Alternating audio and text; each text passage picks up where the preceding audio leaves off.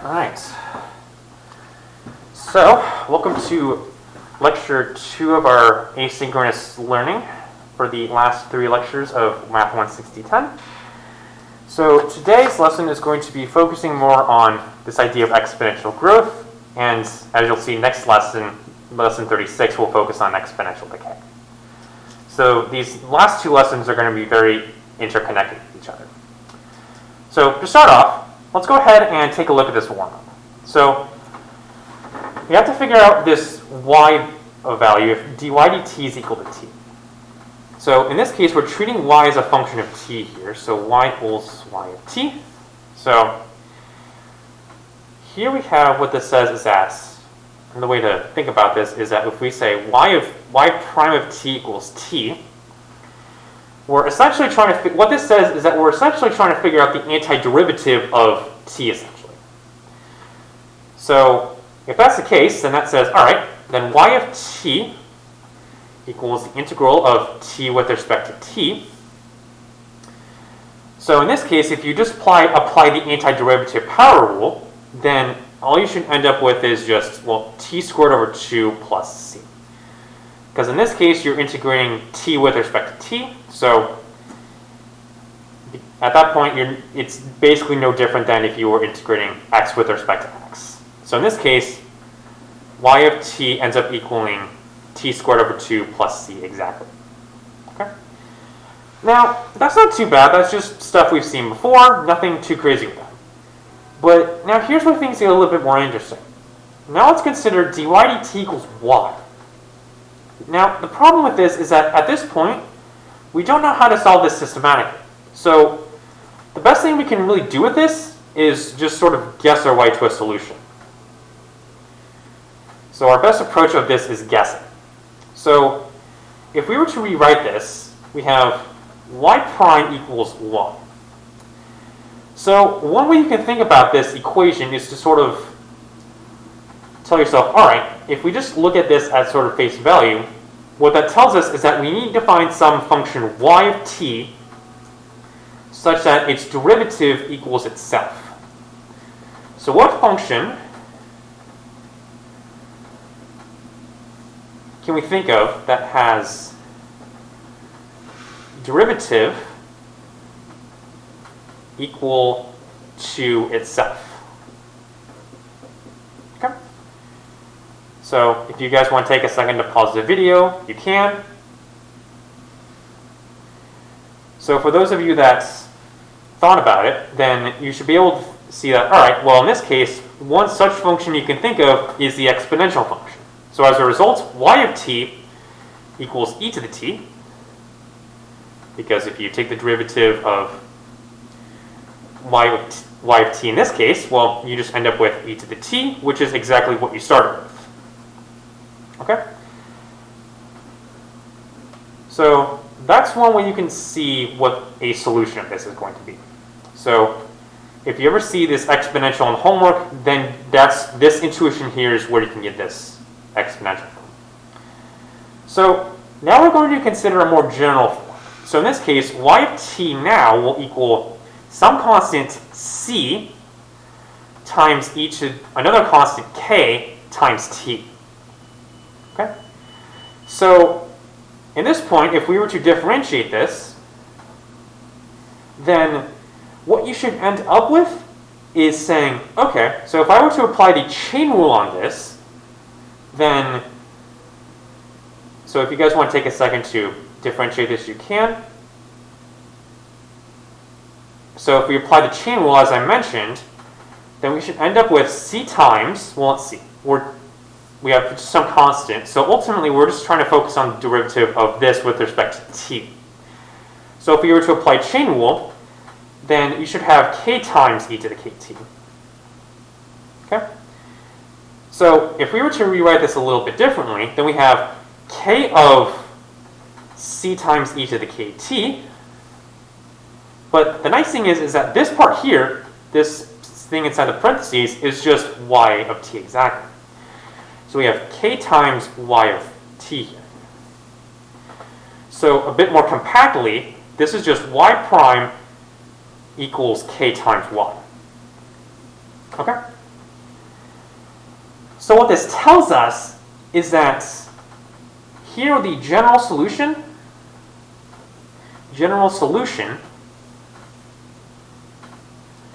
to, in this case, dy dt equals k times y will end up equaling y of t equals c times e to the kt.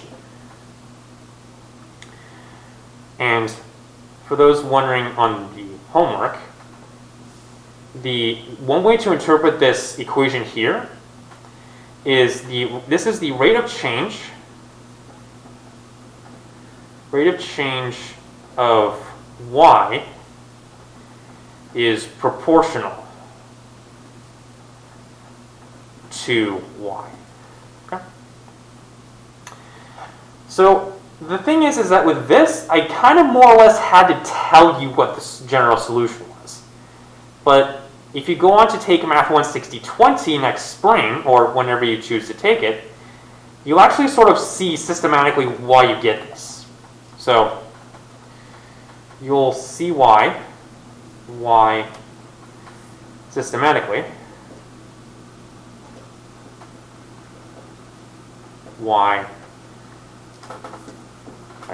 okay, I don't need that second y, so in Math 160/20.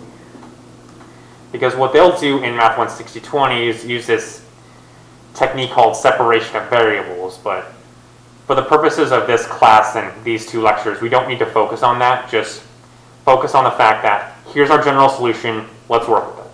So if you want to take Math 160/20 to learn why more precisely this holds, you can, or if you need to, then you'll learn it there. But otherwise, just focus on this and let's move on. So with example 1, we're given dy dt equals 2y and y of 2 equals 900. So our goal is to find the exact value of y of 9 for this. So if we take a look at this and relate it back to what we established here, then basically what this is saying is that in this context, you'll notice that if you line up this equation here with the one given in the problem, you'll notice here k equals 2. So what that tells you is that at least the general solution to this guy will end up equaling y of t equals c times e to the 2t. Okay? So at this point, now we have to figure out, well, what exactly is this c value we have sticking out here? So thankfully, this is where our extra piece of data comes in. So we have y of 2 equals 900. So if we take that into account, we say, all right, then y of 2 equals c times e to the, in this case, 2 times 2, because you let t equal 2 in here. So we have c times e to the 4, and you set that equal to 900 by our assumption. So you should be able to pretty quickly see, using exponential properties, that the exact value of c ends up equaling 900 times e to the negative 4th. Okay? So as a result of this, the particular solution of y of t ends up equaling 900 times e to the negative 4th times e to the 2t. So if you combine these two exponentials here, you'll see that this is just 900 times e to the 2t minus 4. Okay? So the particular solution ends up equaling this exactly. So from this, you should be able to pretty quickly see that if you let t equal 9 in this guy, you have 900 times e to the 2 times 9 minus 4. So do a little bit of arithmetic in the power here, and you should end up with 900 times e to the 14th as your exact value in the answer you're looking for. Okay? So that's example 1. So if there are no other questions on that, I'll go ahead and move on. Like I said in the last lecture video, if you want to take a second to pause the video to see what's happening, you can, but otherwise we'll go ahead and move on. Okay? So the next example I want to talk about is example 2, which focuses more on a real-world application to this. It's exponential growth problems. So example 2 says the rate of change of the population of a small town is dp dt equals k times p, where p is population, t is time in years, and k is the growth rate. So in this case, if we talk about growth rate, we usually have to take that to mean that k, our constant here, is going to have to be greater than 0. Because as we'll see in the next lecture, if we focus on exponential decay, k has to be less than 0. So just a quick little remark before we move on. So the problem states that if p equals 40,000 when t equals 3 and 50,000 when t equals 4, we need to find the population at t equals 10. So we need to find our answer to the nearest integer. Okay? So here's what this says. So based off of this assumption here, that means that our function p with input variable t in this case has to equal c times e to the kt based off of the general solution we saw on the last page. So at this point, the problem states that at t equals 3, we have p of 3 equals 40,000. And at t equals 4, we end up with 50,000. So we have 50,000 here. So that gives, based off of the data from this part here, that's this is the part of the data we can get from this data here. So this allows us to get the stuff here. So but on the other hand, if we let t equal 4 and 3 respectively in this equation here, we should end up with c times e to, in this case, 4k, and c times e to the 3k. Okay? So now at this point, we might think, all right, well, now what do I do? Because in this case, because we still have two constants here, so it's still kind of hard to focus on them. It's still a bit difficult to focus on how to get the c and k from this. So a quick little trick that you want to do in this type of problem is you want to take the ratio of these two things. So take ratio to get k. Okay. So what I mean by this is that, well, p of 4 divided by p of 3 equals 50,000 over 40,000, which in turn equals c times e to the 4k over c times e to the 3k. So what I'm ultimately doing is just taking the ratio between p of 4 and p of 3 and saying, all right, well, we know that they're equal to 50,000 and 40,000 respectively, so that's how I get this ratio here. But in turn, p of 4 and p of 3 also equal c times e to the 4k and c times e to the 3k respectively. So that's how I get this here. So the reason why I'm doing this is to say, all right, well, what we can get from this part here is that the c's cancel out. And by exponential properties, the only thing we're left with is e to the k on the right-hand side here.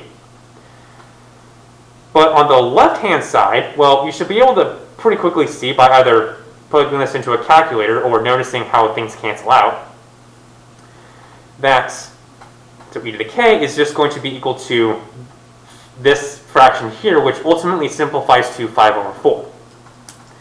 Okay? So at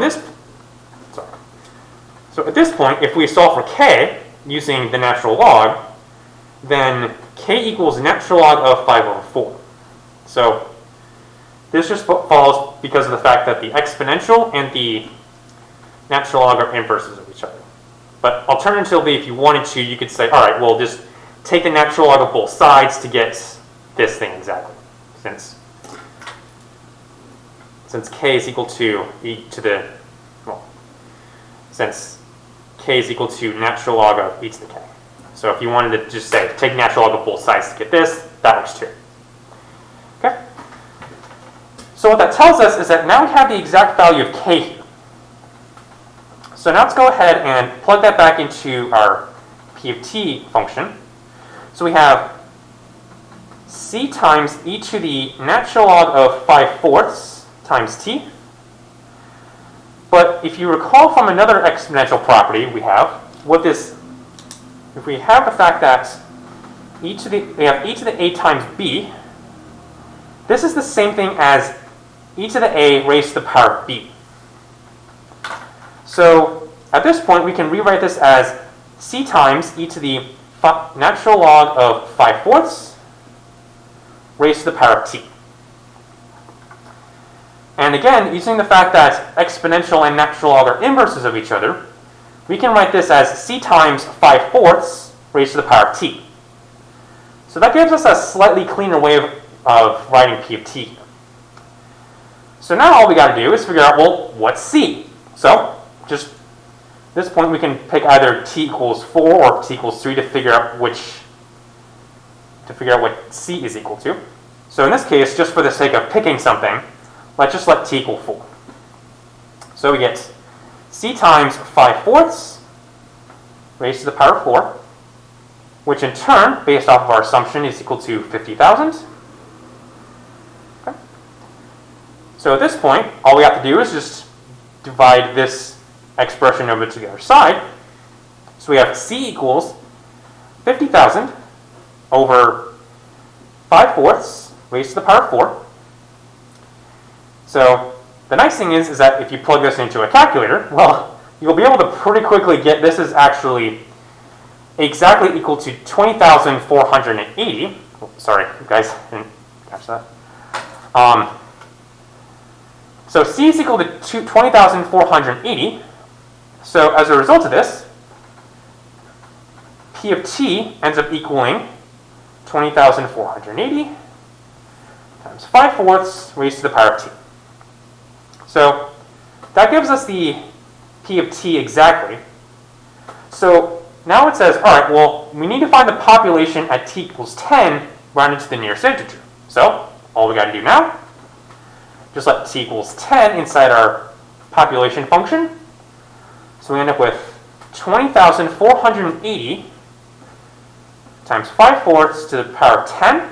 So plug that into a calculator, round to the nearest integer. You should end up with 190,735 as your approximate value. Okay? So that's example 2. So let's now go ahead and move on to example 3 from this. So with another application of exponential growth is figuring out how to, estimate money in a savings account in which interest is compounded continuously, given a particular annual interest rate. So in example 3, Mike is depositing $40,000 in a savings account in which interest is compounded continuously, and the annual rate of interest is 6.5%. Okay? And the problem asks us, well, how much money is in the account after 17 years? We need and round to 2 decimal places. So one thing to keep in mind with these types of problems is that if you ever see the phrase compounded continuously, that means that, in this case, if we focus on the function a of t, where in this case a stands for amount at time t, that says that's a sub 0, which corresponds to the initial amount, times e to the rt, where r is the interest rate. So let me go ahead and write that down. So amount of money at time t is a of t. A sub 0 is the initial amount put into account. Okay. And then R, as I said, corresponds to our interest rate.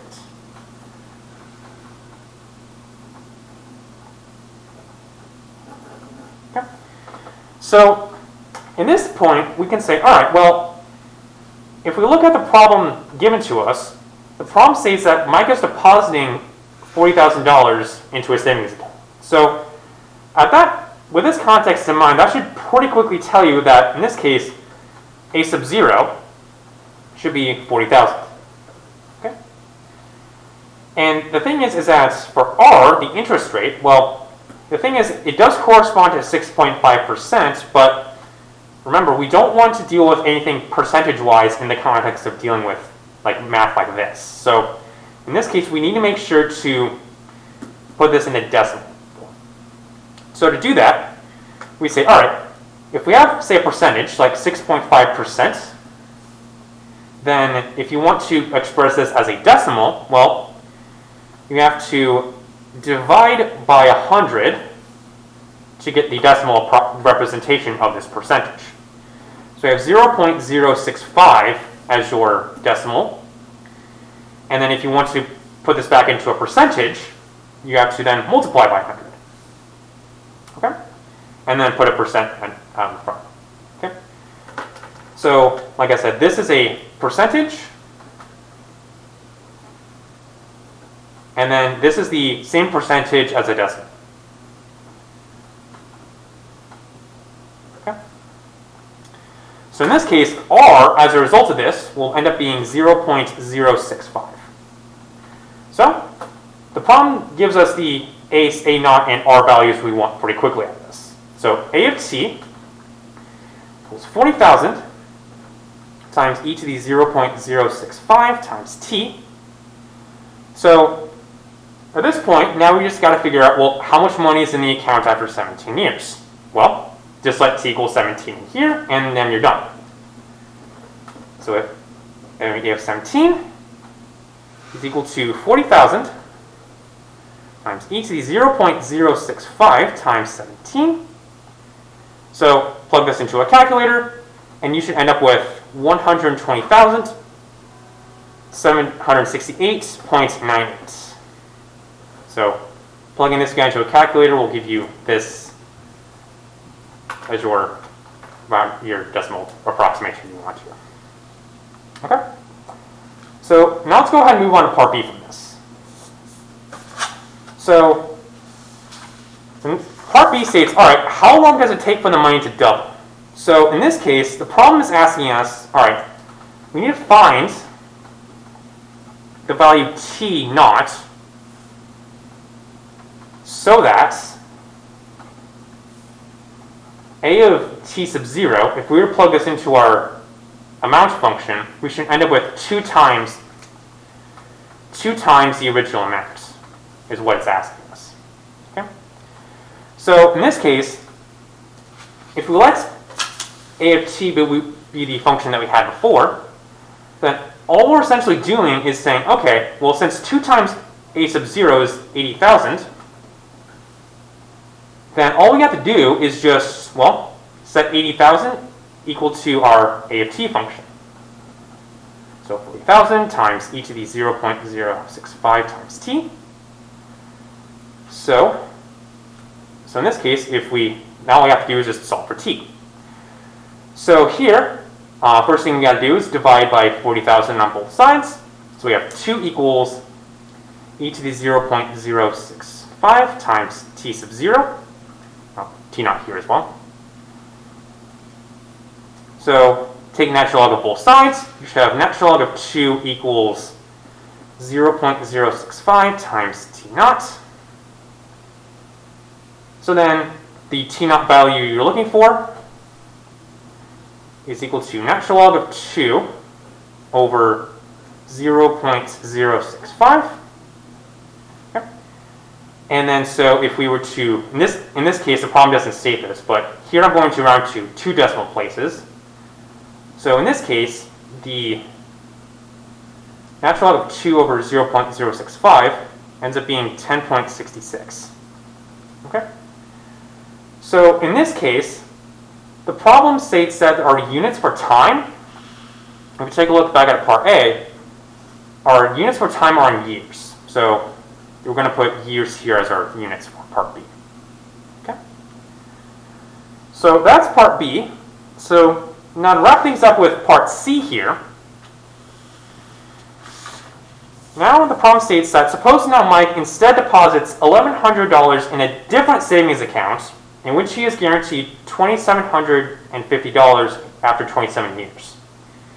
And now we need to find the annual interest rate as a percentage rounded to one decimal place. Okay?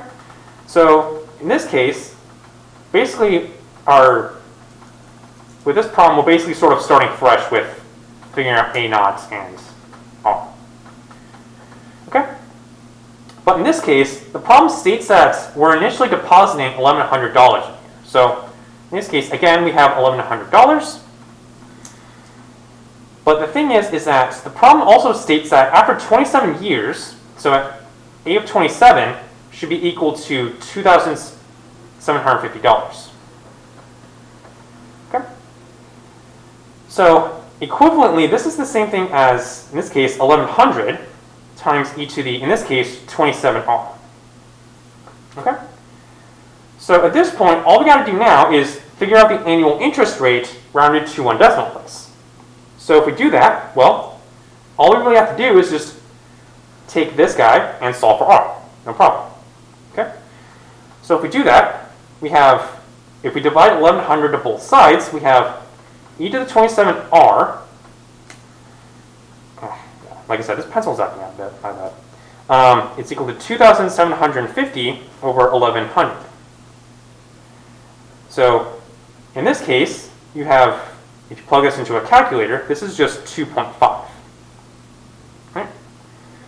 So since this is just e to the 27r, take the natural log of both sides, we get natural log of 2.5 is equal to 27r. So then solving for r from this should get you r equals natural log of 2.5 over 27, which is approximately, which is approximately, if you put this into a calculator, 0.03394. So then, in this case, if we want to express this as a percentage, like I said in part A, all we have to do is just take this decimal here, multiply by 100, and then that's our percentage. So in this case, your r should be equal to, in this case, 0. In this case, all we have to do is multiply by 100 here to get r, which is 3.4%. Okay? Since this is also approximately 0.034. Okay? So that is part C and lesson 35. So that's it, and I'll see you guys for the last lecture in a little bit.